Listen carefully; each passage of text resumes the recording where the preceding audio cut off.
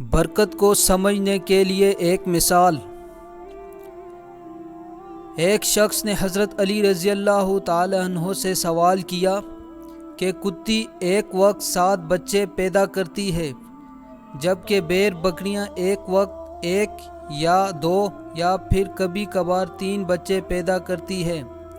اس کے باوجود بیر بکریوں کی تعداد ہر جگہ کتوں سے زیادہ ہوتی ہے، حالانکہ ہم آئے روز بیر بکریوں کو ذبح کرتے ہیں، قربانی کرتے ہیں، پھر بھی ہمیشہ کتوں سے زیادہ ہوتی ہے۔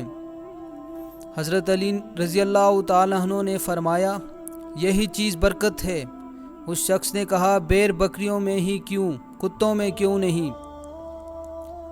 حضرت علی رضی اللہ تعالیٰ عنہ نے فرمایا، بیر بکریاں رات کے شروع میں سوتی ہیں اور رحمت فجر کے وقت جاگتی ہیں تو برکت پا لیتی ہیں، مگر کتے ساری رات بھونک کر فجر کے قریب سو جاتے ہیں اور رحمت اور برکت سے محروم ہو جاتے ہیں۔